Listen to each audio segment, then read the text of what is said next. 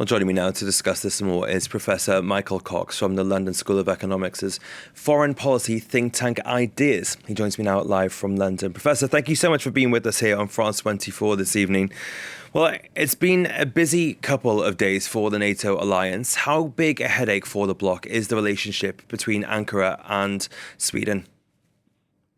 It's a very big headache because Erdogan, having won the recent election, clearly feels at least confident enough politically at home in order to maybe bargain for more, or maybe even when we get to Vilnius actually veto the membership of Sweden. So it would be a big setback.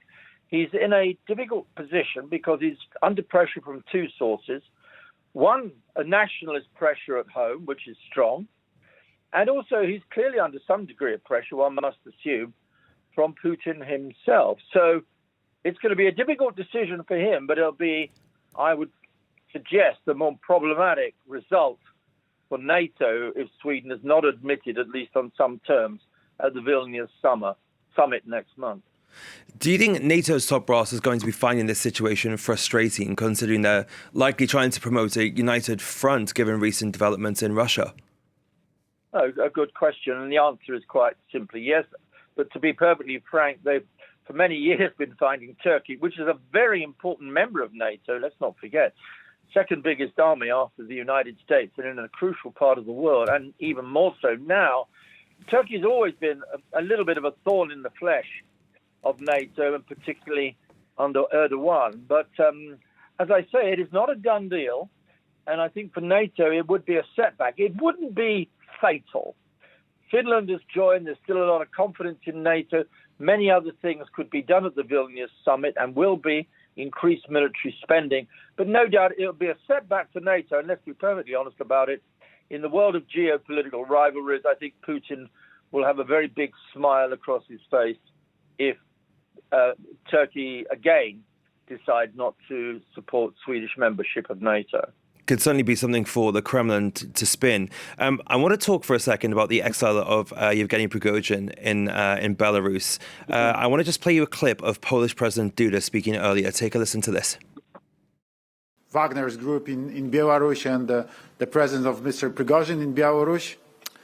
In my opinion, this is really serious and very concerning problem, and we have discussed, and we have to make some decisions, very strong decision. It, in my opinion, requires a very, very, very tough answer of NATO. So, Professor Cox, President Duda there is saying it warrants a very strong response from NATO. What could that look like? Well, you've already heard it. I mean, and they're very unhappy about Prigozhin going to Belarus because it puts him and several thousand of his followers and military guys in Belarus, which could actually potentially open up another front in the Ukraine war. Now, what can one actually do? Now, there's two options. One, impose more sanctions on Belarus, which is a possibility. On the other hand, as I think Macron himself has suggested, open up negotiations with Belarus in order to try and get them to at least control the group, Wagner.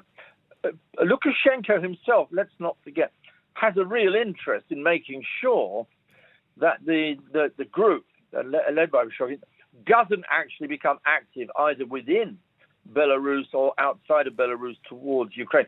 So he may also himself be under pressures at home to be careful about how Wagner is handled within Ukraine, within Belarus itself. Professor Michael Cox from LSE's Ideas think tank. Thank you so much for speaking to us here on France 24. Pleasure. Thank you very much.